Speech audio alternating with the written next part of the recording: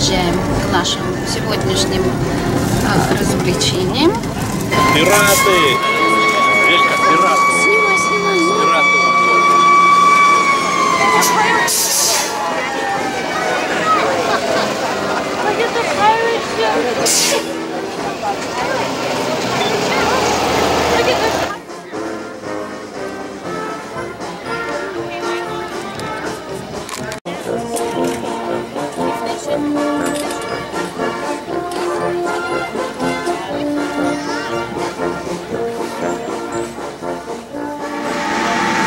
Here's our 5-inch gun, alright? Shoots missiles about this big or so. About 15 to 20 rounds per minute. It hits surface targets, and it can also hit air targets as well. Air targets, we're talking about helicopters. Very slow moving stuff. If you put a jet against this thing, it's gonna just miss it, alright? Surface targets can hit anything pretty much over the horizon or so, right? So our horizon, about this level is about 6 to 7 miles. We're talking about anywhere from like 25 to 30 miles. So, okay?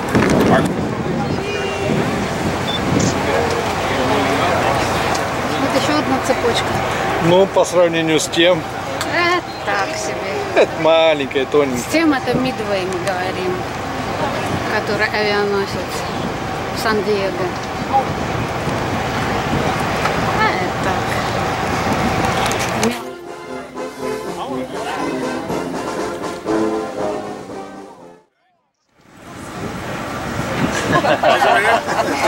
Alright. But down below this guy right here, if we have to manually, let's say we can't automatically fire from over there and down at CIC, we have a position down here below that a person can actually sit in there and fire it. Touchscreen joysticks basically to the round. But yes, so everything can be automatically. There's nobody sitting in that directly. It's down below if we have to do it manually. Okay. All right, let's get these guys fast. All right. You guys see those two big domes up there? Yeah. All right. We have a total of 4 of them. All right. That's how we get our IP services, so we can actually surf the web. You know, YouTube, do some Netflix. No. We don't have enough memory. We don't have enough bandwidth for that kind of stuff. It sucks. And let me get you over here so I can have my other. Thank you, sir. All right. Oh yeah. And we can also make calls home via POTS, which is our plain old telephone system. All right. Basically, we just pick up the phone. We can call home. All right. We mainly use it for emergencies. We do have what's called a sailor phone. You get to a card, you can dial in and just call home, call anywhere pretty much. But those are very vital. If you don't have those, you have no IP services. And I don't have YouTube anymore. I'm kidding, Alright. Let's see. We need to look outside. We see outside there. If we're in a chemical warfare environment where our ship is somehow got hit with an agent or something like that, right? We need to make sure that our countermeasure washdowns are activated. Or if anybody's out there, good to go. Utilize that. Alright? Any questions, sir? You might need to go towards the ball. There you go. Don't do that again. And now you go to captain class. I'm kidding. You basically attach a cable. It's about almost 30-40 minutes to get the cable attached. You basically just string across a crate with food, supplies, materials, whatever we need. Alright? It's pretty cool. It actually raises up and down, so it actually helps fluctuate with the ship itself. So we can tell them to raise it up, and actually instead of hitting the water or hitting the skip, it'll actually go up. Because usually when we're in the water, our ships are not like level with each other. We're going back and forth, so that's helpful with the adjustment. And our AO ship has the exact same thing. Right. You guys look over here, right? See that gray canvas material? Over here? Right over here, Alright, that's so that's the actual gun system further out there to the left. These guys are here, they're what they do is they allow us to protect the ship. So if an inbound missile comes, those fire out from combat automatically. When they actually hit the go towards that missile, they actually either blind it, take it out, whatever. Alright? So primary defense, 2 miles. Alright.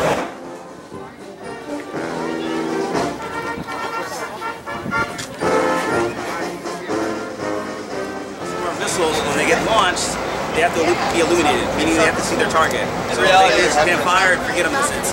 These guys will actually hit that target and they'll keep it illuminated, alright? So that the missile will actually see it, and actually hit the target itself.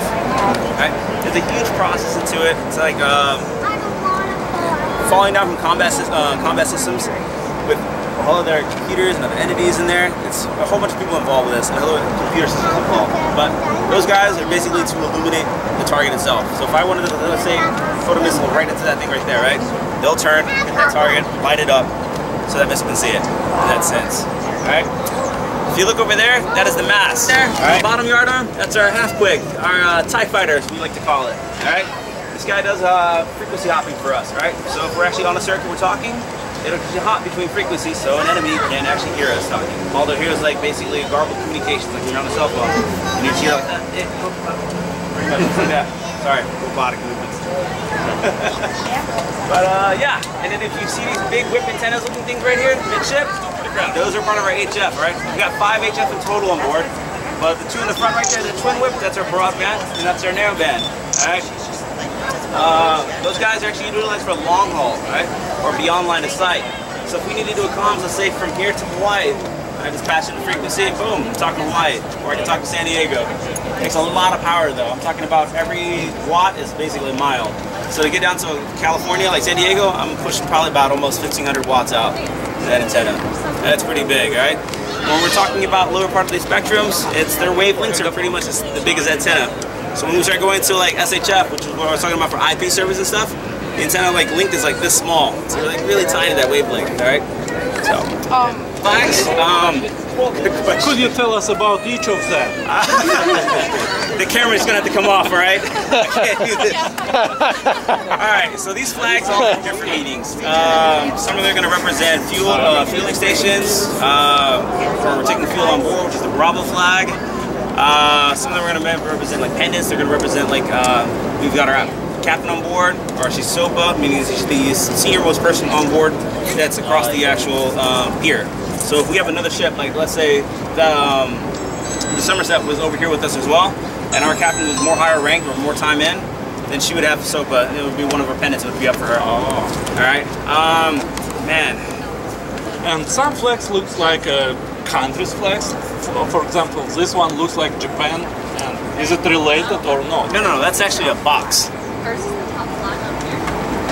No, it's in Japan. No, the white one with a red circle. Because well, this is France. England. Yeah, they do. That doesn't make sense because that right there is their flag. Yes, of course. But it looks like. No, it does. It does. And like that one right there, the one with the white and blue, that's actually a recall. So like if we're actually importing something like that and we have to do a recall, that flag will actually get flown from the top. So that lets everybody know that hey, we need to come back to the ship and stuff. Okay. Alright? That's cool. And now they all like single one for each occasion, right? Yeah. Oh, okay. Yeah. So like if I needed to do fuel for an example, right, I would just throw up my Bravo flag. Oh, okay. And my Bravo flag is a straight up rifle line. And I don't see it. It's probably on the front though. But yeah, no, there's like 26, almost like 30 some flags with different meanings and everything like that. We actually have it down at the quarterdeck. We actually have a list of every flag that we have and what they're used for the occasion. So when I'm actually sending watch over there and I need to put up one of the flags or actually have one of the QMs do it, I would take a look at what we're doing and actually say, hey, I need this flag raised. Okay. Yeah. All right. Thank you. No problem. I was just about to talk about it, sir. You were ahead of me into the game. All right, this system right here is our Sea-Wiz close-in weapon system. This is the bad boy of the ship right here, okay? This guy can put about 5,000 to 6,000 rounds out per minute. But the drum is only about 3,000 rounds big. But yeah, 6-barrel Gatling gun, tungsten bullets and it fires. So it's pretty cool. It does surface and air targets. 3 miles in air, surface 2 miles. Right, that's pretty cool. Done. But yes, this actually is used for aircraft, mainly for air. We don't really want to do for service, but we can do for service. There is a station down below, a couple of decks, and there's also utilized in combat too, right? It's literally like a joystick.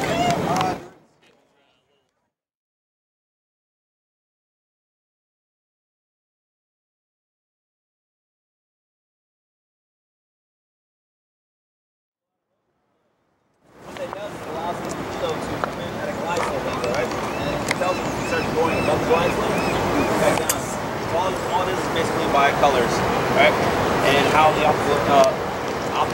How it looks like from the top. All right. Light lights, obstacle. So if you're looking at it, you're like seeing that green light, you're dead on it, right? But if you start seeing it at an angle, you're only gonna see half the circular sense right there. So that's what I'm talking about. Okay. If you guys are wondering what kind of helicopter that is an H-60 helicopter. All right. Seahawk. All right. You guys heard of Black Hawk? The gray version of it. Pretty cool, huh? Sorry. I'm a soccer fan. I'm half Colombian. I thought we were talking about actual legit football. That's what I'm saying. Like, I don't care about football people over here. I'm all about the Colombian national team. All right. Any questions though? No questions whatsoever. That antenna? That's our other HF antenna. That's not per se HF. That is an LF-MF antenna, or low frequency to medium frequency. That would actually be geared to actually talk to a sub. Waters and stuff. Because like I was saying earlier though, right? HF is high powered, and it's actually that the actual antenna wave. So when you start going down on that spectrum, like to lower frequency ranges, your wavelength is much higher, meaning there's much more power going behind it. Even though like I said to say SHF is super high frequency, and our EHF is extremely high frequency. That sounds like it's got a lot of power. Wavelength is like this big. So like when we have like rainy weather, our IP services start getting really intermittent because the rain drop is coming right through that signal. So if I got a wave that's like 35 feet long, that's gonna break that sucker. Yeah, but we don't really need that too much. I'm not actually gonna say that. All right. So on to the shore, you have roughly about 300 plus. Alright. Yeah, it's not a lot. On an amphib, just the actual crew itself on an amphib is about 1,300 people. When you actually get the Marines on board, and the Marine Debt, or it's called the MU, Marine Expeditionary Unit, it gets a total about 3,000 plus people on board. 3,000. In racks. Just like stuff. Yep, and on the deck sometimes. I'm kidding. No. It's when we work long hours and things like that. We might take a nap or something like that. And on the carrier, you're looking at just the crew itself at about 2,500 people. All right, and when we get the air wing on board, it's looking at over about 5,100 people. Yeah, it's a floating city. It's pretty big though. That's why that carrier is like 1,000 feet long and it's like super wide. Do you have beds? Yes, we do actually have all beds. Really? Yep. We have beds. So like, for example, like my bed is probably as tall as me, maybe a little bit taller, or longer, sorry. A little longer than me. It's about this wide. If I actually turn to my rack, my shoulders actually have to move around. For pieces below, we're looking at about 3 racks. For teams, we're about 2 or so. I haven't been in a team berthing here, so rooms and stuff. They're actually much wider, much bigger, so you don't have to shoulders in the top, unfortunately. Is there a level of seniority? I know down for us it kind of is, like, so usually we head out for first class, I'll take the middle rack. Some first class would be like, nah, I want the top rack, you know, for a tall person or something like that. And our junior guys, I usually take the bottom rack, or it just depends. Like I had a bottom rack for a few months, I liked it. It was actually much bigger, but I gave it up for a middle rack. But usually it's seniority, and then it's after that it's like a first come first serve kind of thing, really. Pretty much it. Usually people like the top rack for tall people, but also there's nothing else above them except for the ceiling, so they can actually sit in the rack, put their laptop up, watch a movie, get some popcorn. And how do you spend spare time? How do I spend spare time? Yes. Alright, so underway, depends. For example, like as an IT over here, I work a 12-on, 12-hour shift. I usually work nights, so I sleep during the day. But it just depends. I might go work out, I might read a book, I might watch a movie. I might be so tired that I'll just be like, no, I'm going to sleep, forget it, done. See me tomorrow night. That's pretty much it. Day crew, the same thing. They work during the day for us. Some shifts like the OS, they work a 6 on, 6 off. So they're in combat, they're working 6 hours on, and then they get off, and either they go work out, sleep, eat. Once a week or so we do games and things like that. Our MWR will set up a game night or something like that where we'll come out there and do, I don't know, poker or something like that. Or to do like a karaoke night. Or to do second class mess that hosts a movie night. And we'll all go watch a movie. We do have that actually. We do have pizza. It's usually Saturday and Sunday kind of thing. Sunday's one where we do like pizza, wings, the bad stuff. Right? You do have a local bakery? We go crazy on those nights. Right? What's up? The local bakery, of course you have. Right? How's the food? Truth or a lie? No. In all honesty, it's alright. It's not too bad sometimes. We hit certain areas. What I mean by that is when we hit different areas. Like when we were in Hawaii, we got a ton of fresh fruit. I'm talking strawberries, pineapple up the galore, man. It was like crazy. Pineapples everywhere. But then usually when our stores start getting down to like low, our CSs, they gotta come up with some creative ways and everything like that. Sometimes it's good, sometimes it's not.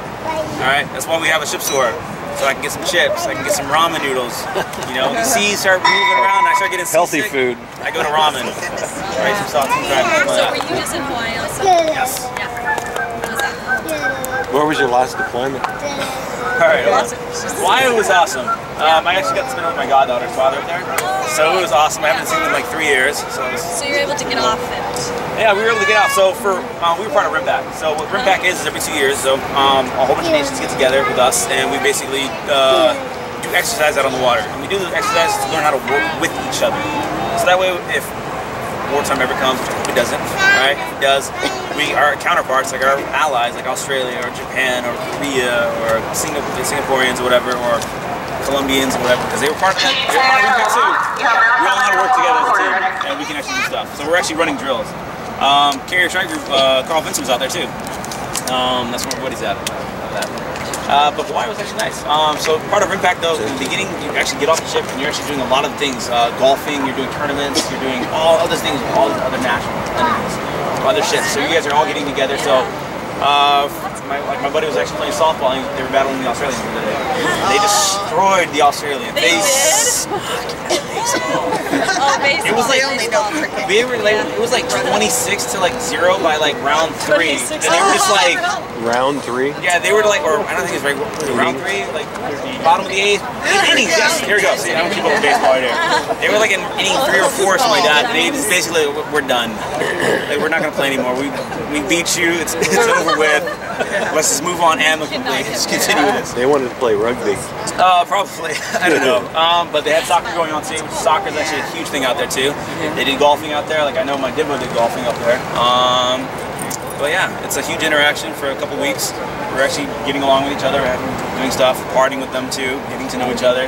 A lot of people go, a lot of sailors on board our ship, for example, actually went to other ships to get ship points. So when you guys walk on board, there's actually when you guys leave the ship, you actually see a whole bunch of our chief's ship coins. You guys can actually get them, they're like $20 a piece. Really cool actually. But each ship has their own kind of coins. They can make their own. Alright? This is just for the occasion itself. My blues, which are like made of wool. You want to get on this side? Can be worn year round. But it's sun to wear them right now because it's kind of hot and I would be sweating like crazy. Alright? The difference between my uniform being the lengthwise and for say this officer right behind you, he's an officer, I'm an E6 and below, he gets to wear short sleeves and I'm long. That's just how it is. Alright, if I make cheese, I'm going to short sleeve. I'm gonna love it. Alright? Where's the ship's last deployment? Our ship's last deployment? No, it was back in 2016. A while back. We hit up, let's see, Hawaii, Japan, Tokyo, Korea. I don't remember the name of that place. I don't remember. So I know it was Korea though. We hit up Thailand, we hit up Singapore, we hit up the Philippines. We didn't go to Guam. Oh no, we did go to Guam actually. We were there for like a day and a half. Super hot. Not like super hot, like I couldn't handle the hot, but it was like just humid. Like it was like 110% out there. It was like ridiculous. That's how Japan is. Like Japan, like during the summertime for them, it's so humid. Like it's like instant sweat. Like you're taking a towel out, then you gotta wipe off. So how long were you gone? We were gone from like June to like November. Long time. Oh, and we did hit Australia. Oh, love Australia. It's nice.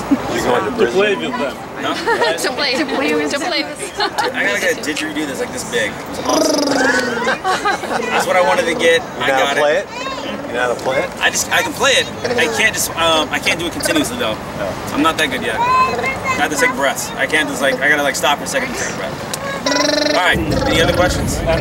So I'm first class, so I got my 3 chevrons. All right, my rating, IT right here. An AC, it would be a little microphone with wings on it. All right. What else? Stripes on.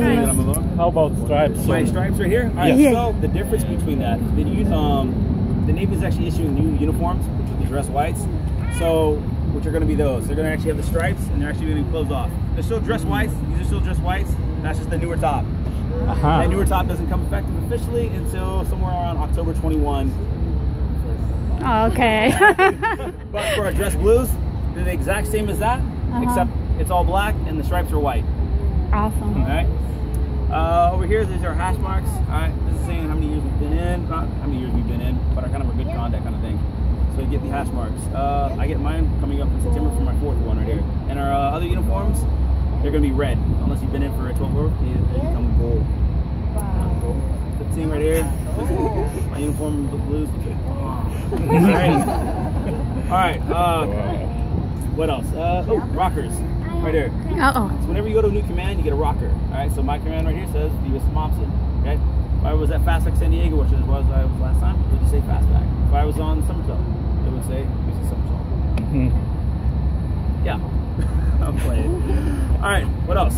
Any questions? My name? Yeah. IT1's Lago. IT1's Lago. Yes. Wow. I got my first name out of me though. Yeah, you are the best guide we ever had. Thank you very much. It was so interesting. I can't get that out. They should recognize you, you know, you're the best guide ever. What? Yes, that's true. That's true. It was very interesting. Thank you very much. Other than the weapon below. Oh no, I cannot take you in the scene of the ship. I'm so sorry. All that is off limits. I know, right? That's what I said too. Yeah, we want to try your bed.